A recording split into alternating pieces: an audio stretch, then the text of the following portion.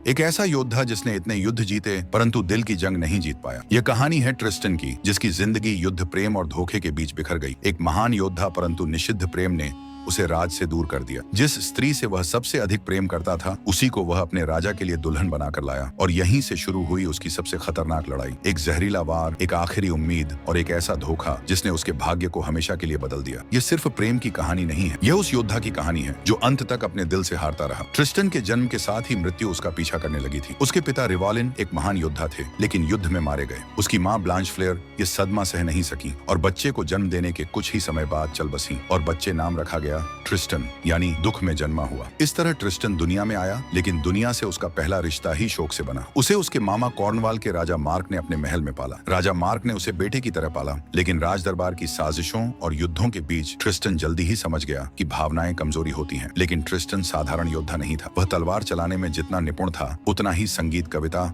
और बुद्धि में भी। यही संतुलन उसे दूसरों से अलग करता था। जैसे जैसे वह जवान हुआ, कॉर्नवाल और आयरलैंड के बीच पुरानी दुश्मनी फिर से भड़क उठी। आयरलैंड का एक भयानक खूंखार योद्धा मॉरहोल्ट कॉर्नवाल से टैक्स वसूलने लगा। ये सिर्फ धन की बात नहीं थी, ये अपमान भी था। आयरिशी टैक्स वसूलने आते और उनके कुछ लोगों को गुलाम बनाकर ले जाते। खूंखार मॉरहोल्ट राजा मार्क के कुछ लोगों को बंदी बनाकर ले जाता है, परंतु ट्रिस्टन को यह मंजूर नहीं हुआ। यह लड़ाई केवल तलवारों की नहीं थी, ये दो सभ्यताओं की टक्कर थी। दोनों योद्धा इतने युद्ध कुशल थे कि कोई हार मानने को तैयार नहीं था। अंत में ट्रिस्टन अपनी तलवार के वार से मॉरहोल्ट को मार देता है, लेकिन उसकी जीत की कीमत बहुत भारी थी। इसमें मॉरहोल्ट की तलवार का एक वार ट्रिस्टन को भी लगता है, परंतु यह कोई नॉर्मल वार नहीं था। मॉरहोल्ट की तलवार पर जहर लगा था। उसका शरीर धीरे धीरे सड़ने लगा। कोई वैद्य, कोई औषधि काम नहीं कर रही थी। सबने मान लिया कि अब उसकी मृत्यु निश्चित है। तभी पता चला कि इस जहर का इलाज सिर्फ आयरलैंड की रानी जानती है। ट्रिस्टन ने अपना नाम, अपनी पहचान सब छोड़कर एक अकेले जहाज में आयरलैंड की ओर यात्रा की। रास्ते में उसकी सेहत इतनी खराब हो गई कि वो बेहोश हो गया और कुछ दिनों बाद नाव समुद्र के उस तरफ पहुंच जाती है।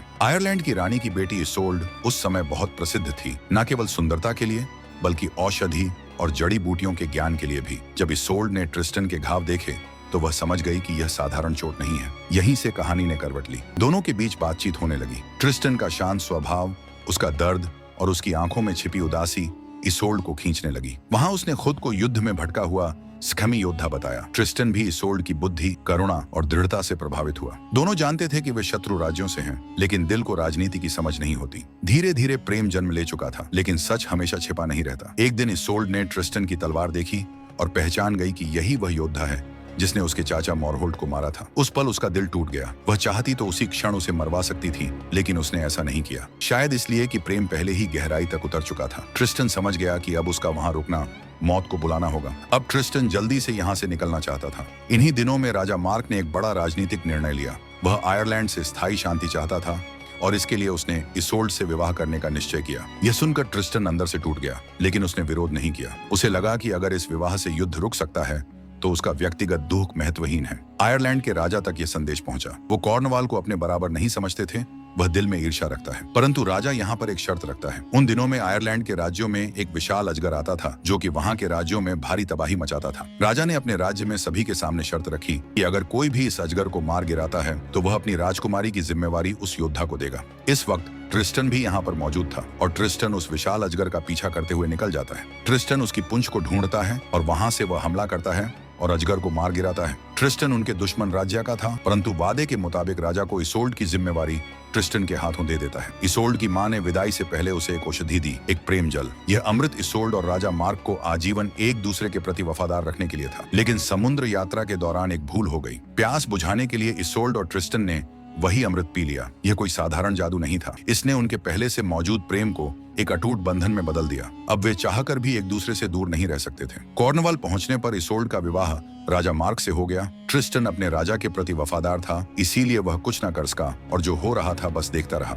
लेकिन इसोल्ड का मन ट्रिस्टन में ही अटका रहा। रातों को गुप्त मुलाकातें होने लगी। यह प्रेम धोखे जैसा दिखता था, लेकिन सच्चाई यह थी कि वे दोनों एक ऐसे बंधन में थे जिसे उन्होंने खुद नहीं चुना था। धीरे धीरे दरबार में संदेह फैलने लगा। राजा मार्क को जब सच्चाई का आभास हुआ तो उसने ट्रिस्टन को अपने राज्य से निकाल दी, परंतु किस्मत ने यहाँ भी उसका साथ नहीं छोड़ा और राजा मार्क ने ट्रिस्टन को मारने के लिए कुछ सिपाही भेजे, मगर ट्रिस्टन उनको मारकर आगे निकल गया। ट्रिस्टन देश छोड़कर चला गया। यहीं से ट्रिस्टन के जीवन का दूसरा सबसे दर्दनाक अध्याय शुरू होता है। समुद्र की ठंडी हवा उसके चेहरे से टकरा रही थी, लेकिन उसके भीतर जो आग जल रही थी वह उससे कहीं अधिक तीव्र थी। किले से बाहर की दुनिया कठोर थी। ट्रिस्टन ने भटकते हुए अपने लिए एक ही रास्ता चुना, युद्ध। वह जहां भी गया वहां उसकी तलवार उसकी पहचान बन गई। वह ब्रिटनी पहुंचा। यहाँ कभी किसी छोटे राजा की सेना में, कभी किसी सीमावर्ती नगर की रक्षा में और कभी केवल भोजन और आश्रय के बदले। हर युद्ध में वह शत्रु से नहीं बल्कि अपने भीतर के दर्द से लड़ता था। हर वार के साथ उसे लगता था कि शायद वह इसोल्ड की यादों को काट रहा है, लेकिन हर बार वे और गहरी हो जाती थी। लोग उसे भटका हुआ योद्धा कहने लगे। उसकी वीरता की कहानियां फैलने लगी, पर उसकी आंखों में कभी विजय का आनंद नहीं दिखा।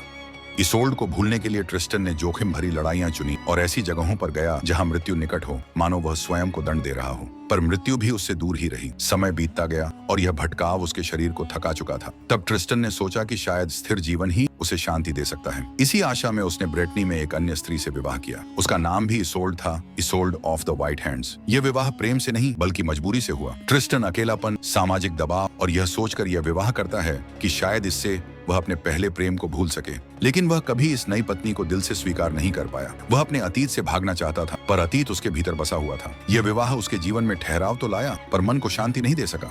लंबा समय ब्रिटनी की धरती पर रहते हुए भी वह एक योद्धा ही बना रहा। ट्रिस्टन के भीतर यह भावना गहरी बैठ चुकी थी कि लड़ाई ही उसका स्वभाव है और शायद यही उसका अंत। एक पड़ोसी शासक ने ब्रिटनी की सीमाओं पर हमला कर दिया। यह केवल भूमि का विवाद नहीं था, बल्कि पुरानी दुश्मनी और बदले की आग थी। ट्रिस्टन ने बिना किसी हिचकिचाहट के सेना का नेतृत्व करने का निर्णय लिया। यह उसके लिए सम्मान की बात थी, लेकिन भीतर कहीं उसे यह भी आभास था कि यह लड़ाई सामान्य नहीं होगी। दुश्मन राजा की तलवार का वार ट्रिस्टन के सीने में आ लगता है, परंतु जख्मी होने के बाद भी उसने दुश्मन राजा का सिर शरीर से काटकर किले के अंदर से उसकी सेना के सामने फेंक दिया, जिसकी वजह से दुश्मन में ट्रिस्टन की प्रति और भी डर भर गया और वह पीछे हट गए। परंतु इधर वही झर, वही दर्द, वही मृत्यु का साया। इस जहर का सिर्फ एक ही इलाज था। उसने अपने मित्र को कॉर्नवाल भेजा इसोल्ड को बुलाने के लिए। उसने कहा कि अगर इसोल्ड आ रही हो तो जहाज पर सफेद पाल लगाना, अगर नहीं तो काले। इसोल्ड तुरंत चल पड़ी। सफेद पाल लहराते हुए जहाज आगे बढ़ा, लेकिन यहाँ सबसे बड़ा धोखा हुआ। ट्रिस्टन की दूसरी पत्नी ने जलन और भय में झूठ बोला। उसने कहा कि जहाज पर काले पाल हैं। यह सुनकर ट्रिस्टन का दिल टूट गया। उसने मान लिया कि इसोल्ड ने उसे छोड़ दिया है। उसी क्षण उसने अंतिम सांस ले ली। जब असली इसोल्ड पहुंची और ट्रिस्टन को मृत पाया तो वह उसके शरीर से लिपट गई। कुछ ही क्षणों में उसने भी प्राण त्याग दिए। कहा जाता है कि उनकी कब्रों से दो बेलें उगी जो एक दूसरे से लिपट गईं और किसी भी प्रयास के बाद भी अलग नहीं हुई। राजा मार्क को भी अब समझ आ गया था कि ट्रिस्टन और इसोल्ड का प्रेम सच में दो रूहों का मेल था, इसलिए उसने उनकी कब्रें भी बिल्कुल पास पास बनवाई। ट्रिस्टन और इसोल्ड की कहानी इसलिए अमर है क्योंकि यह केवल प्रेम नहीं है, यह युद्ध, राजनीति, जादू, धोखा, कर्तव्य और मानवीय कमजोरी की कहानी है। तो दोस्तों, आप इस कहानी के बारे में कमेंट्स में जरूर बताएं और ऐसे ही सच्ची घटनाओं के लिए सब्सक्राइब जरूर करें। धन्यवाद।